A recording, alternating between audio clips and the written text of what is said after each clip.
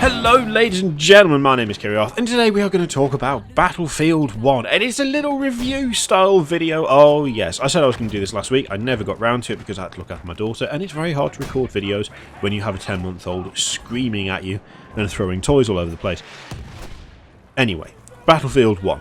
So, I've already said before, but I will quickly reiterate, my favourite Battlefield game was Bad Company 2. I loved that game, I played it for hours and hours and hours and hours. Battlefield 3 did not hold my attention for nearly as long, I will admit, although it was not bad. I enjoyed it. Battlefield 4 held my attention for approximately 3 hours and then I got bored of it. Hardline was... Actually no, that's not true. I think I had 8 hours in Battlefield 4, which is still pretty piss poor if we're honest, let's face it, for a game like that. And Hardline, when I played it in beta, was so dreadful and so the opposite of everything I wanted that I never picked it up again. So... I'm afraid I'm one of those really terrible kind of franchise fans who sits there and goes, oh, well, the old one was better. I prefer the old one. That's me. Sorry, I just can't help myself. I really do find that I enjoyed Bad Company 2 to a level that I simply didn't enjoy Battlefield 3, 4 or Hardline. And that's why it makes me so happy, so very happy to say that I'm really enjoying Battlefield 1. I've piled more hours into Battlefield 1 than I ever did into Battlefield 4 or 3. It'll take some time to get up to the level of Bad Company 2, but I actually think I will keep playing it and just carry on because it's just that enjoyable. However, I'm also not one of those people who is going to sit there and go, it reminds me of the old game, therefore it is the best. That's not the case. I still think, despite the change of setting, and the change of setting has helped a lot. I think it's done a lot to revive the series. Not actually a huge amount has really changed. Now this is going to sound very strange because you're probably sitting there thinking it's set in World War One. The vehicles are obviously totally different. The aircraft are different. How are you saying it's not changed? Battlefield has a relatively simple formula, and it's stuck to that formula for the last God knows how many games, and it has stuck with that formula once again with Battlefield 1.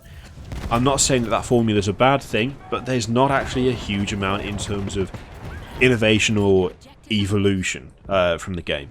Yes, the UI is a bit different, but the actual feel of it is, for me personally, really not that different to Bad Company 2, which is one of the reasons I enjoy it so much. Yes, the guns are different. They are older, and as such, not quite the same. The vehicles are obviously totally different. Especially the tanks and the especially the tanks and the aircraft, just all the vehicles, they're all totally different.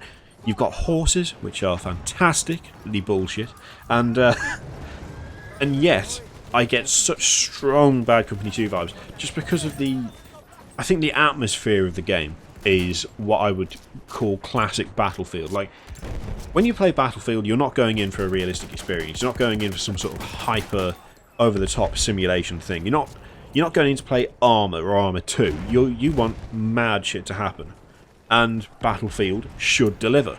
And that was one of the things I adored about Bad Company 2. The destruction in Bad Company 2 especially was one of the things I absolutely loved. Being stood in a house and then having the house collapse on you because someone beat the shit out of it with rocket launchers. That's fantastic.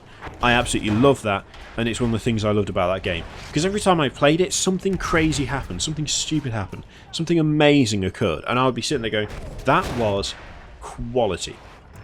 Didn't get it in Battlefield 3 anywhere near as much. Definitely never got out of Battlefield 4. I just never got that feeling. I never got that mad moment, which is what you play Battlefield for, at least that's why I play it. And yet Battlefield 1, it happens all the time. Absolutely all the time. Even really simple things like the support class has got access to mortars. The first time I picked up a mortar was actually in the armoured train on Amiens, I think that's how you pronounce it. And I tried it. I was like, hey, this has got a mortar on it. This is cool, because I've never been in the armoured train on that map before. I'd only been in it on the desert map that I haven't played for ages. I've only really played Operations, and a little bit of Massive Conquest, just because the Operations are so much fun. I really enjoy the Operations. I think they're one of the best parts of the game, to be honest. But I got into the mortar on the train, And I was like, oh, this is cool. I like the way the map comes up. This is nice. Let's give it a go. Fired it off. Annihilated like 5 people. And I was playing it with Jan and William, and I just sat there, and I was just like, holy shit. I just fucking wrecked someone. Oh my god, that has got to suck. What the hell? I had a blast. It was I felt so bad. No one was attacking the train, so I just kept mortaring the shit out of everybody. I was just shelling the enemy so badly. It was awful for them. I fucking loved it. And then I found out, hey, support has got a mortar as well. Let's try it. Airburst mortar, anti-infantry, quality. First time I used that, I dropped it directly on someone's face. Like, they just stood up as the shell landed, or at least burst. Absolutely ruined them. And again, it was like, oh my god, this is awesome. This is amazing. But that happens all the time. Unlocking a new gun for the medic class. I got one of the, I think it's one of the trench sweeper guns. And the first time I used it, because I'm a terrible shot, I'm dreadful at first-person shooters. I'll say that right now. If you're watching this and you're thinking, but how do you feel about the accuracy or the tick rate or anything like that? Honestly, it doesn't apply to me. I'm so shit at first-person shooters that if I'm not playing an active support role in terms of actual support or medic, my score will be the bottom of the board because I cannot aim to save my life. How I even get into just gold in Overwatch is completely beyond me because I'm a terrible shot. But there are guns in Battlefield 1 where I can reliably and repeatedly kill people, and it feels great. If you're in the trenches and some bastard runs around the corner and you just unload into him and just wreck him, it's such a good feeling. I get a good feeling out of the combat in that game that I just don't get in other games. Like even Overwatch, which I still love that game, but Battlefield 1 there's just something about it for me where when I pull something off that I think I probably shouldn't be able to, just because it's me, it feels incredible. And I think that's kind of the magic of the Battlefield series for me. That's what 3 and 4 and Hardline were missing for my money. It was just these crazy moments whereby mad stuff happened, and it happened to you or around you, and that's what made it worth playing. I mean, the number of crazy shots that I've pulled off with tanks, or jumping into a bomber just as an enemy fighter's attacking it and managing to gun the fighter down from the rear gunner seat, massively fun. In fact, I had a stint of like, it must have been easily 10 or 15 minutes just in the front seat of a bomber with the I think it's a heavy machine gun on the front of those, and I was like, this gun doesn't feel very good. I can't really, like, I'm trying to shoot down enemy planes and it's not really working. And I aimed it towards the floor, didn't I? I saw an enemy, I spotted him on the ground, and I was like, oh, I'm going to see if I can hit that guy. Annihilated him. It was great. I absolutely loved it. And so I ended up just permanently facing the floor, just shooting the shit out of everybody. And it's so satisfying. There's a level of satisfaction there that I just don't get from other shooters. And the thing that really got to me about Battlefield 3 and 4 and Hardline was the fact that I didn't get that satisfaction from those games. It just didn't have that for me. Whereas Battlefield 1 has that nice but slightly indefinable quality that makes everything you do something impressive. I mean, in terms of actual kind of objective stuff, the game looks great. I mean, I personally think it looks fantastic. I love the level of detail and a lot of stuff. The destruction is lovely. It's so nice going back to proper destruction. Levolution can just piss off. I'm not interested in that whatsoever. There was a lack of real destruction in Battlefield 4 that just crushed me, and I hated it. Battlefield 1, most of the time, no cover is safe. You know, you can hide behind that wall, but there's a good chance that wall's going to disappear. Obviously, it applies more to some maps than others, which can be a little bit irritating. But those maps where you do have kind of full destructive capability on buildings, they are incredibly fun, and they add a level of tension because you know that you can't be complacent, which I really like. Vehicles are grand. I'm mostly a fan of the Mark V. I just enjoy it more than the others. I'm not a huge pilot, if I'm honest. I'm mostly relegated to the back seat of planes because I can't fly for shit. And my brief stint in a bomber as the pilot met in disaster when I was so busy trying to work out how best to bomb someone that I flew into a tree. So we'll brush past that. But it does appear that an effective bomber pilot can severely mess up your day. There are a couple of things that I have a problem with in terms of the armor train, the behemoth, or just the blimp, as I call it, and the dreadnought.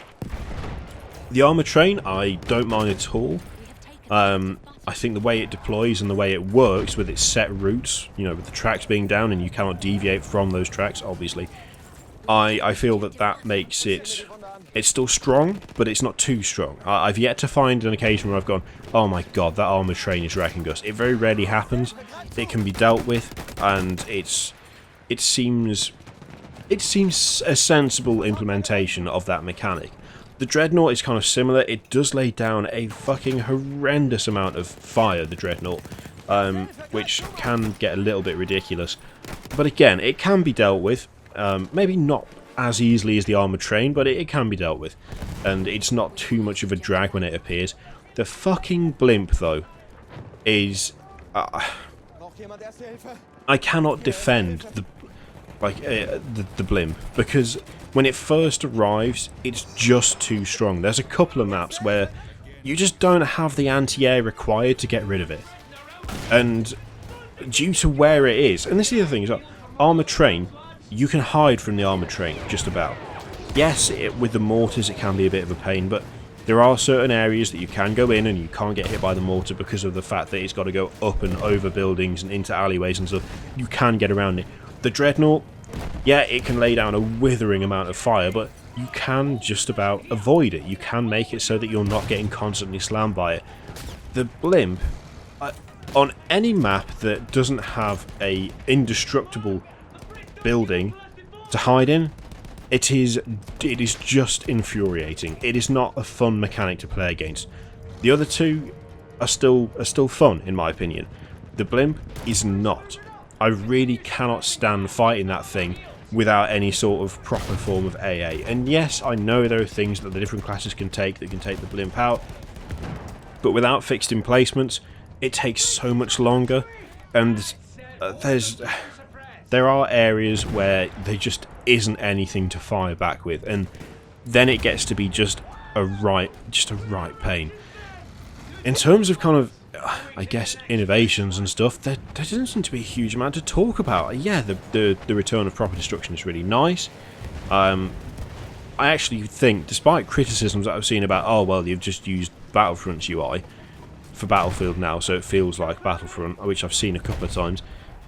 I don't have a problem with the UI at all. I think it works perfectly well. It looks nice. It works well. It's laid out well. I really don't see the problem with departing from the hardline UI at all. I think it's perfectly tolerable. I mean, you can see what you're doing and you know what's going on, which is pretty much all you can ask of a UI, and that's what you can do. That's what the UI provides in Battlefield 1. Overall, it is genuinely a really solid title. Yes, the campaign is dumb. I have seen people complain about the campaign. I mean, Total Biscuit, very notably, massively criticised the campaign for not being... It was something like not being like a real kind of World War I experience, but the Battlefield campaigns have always been crap. But they've always been stupid. They've never been serious. They've never been clever. I mean, that is a criticism in and of itself. The campaign is not particularly thought-provoking. It's not particularly geared towards showing you the true horror of war or anything like that. It's just another Battlefield campaign. But then again, all I was expecting was another Battlefield campaign. And given that the big draw of the game for most people, including myself, is the multiplayer, it doesn't bother me too much. Now, in terms of, like, does the campaign adversely affect the game? Not really. The multiplayer is, I think, just as good as it would be even if there was no campaign.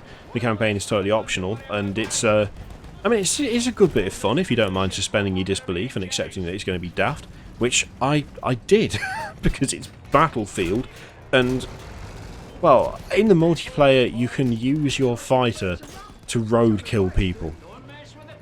You can fire an airburst mortar from a building like 2 streets away to kill a squad of 4 people. You can set fire to them. You can throw incendiary grenades, and then as people run out, stab them. It's not exactly the most realistic game ever made, is it? And it was never meant to be. Overall, I'm really happy with it. I am really, really happy with Battlefield 1. I think it's a kind of a return to form for me, personally. It feels like Bad Company 2 in all the right ways, despite the change of setting. It's not so much the specifics of it. It's more just the overall feeling you get when playing it. I get a Battlefield Bad Company 2 feeling from it, and that to me is a massive positive, because that's the reason I play Battlefield games, for that crazy, oh my god, what is going to happen feeling. Overall, I would actually suggest that if you are a fan of the Battlefield franchise and you feel disenfranchised by the last few entries, absolutely go for it. If you're a hardcore fan, you'd have bought it already, so there's no point in me telling you to. And if you're on the fence, I'd say that if you've got a couple of friends, multiplayer is an incredible amount of fun. It is really good fun to play with friends. And yeah, solid entry. Thank you very much for watching. There'll probably be more Battlefield stuff on the channel at some point, because I just can't stop playing it. And I'll see you next time. Toodaloo.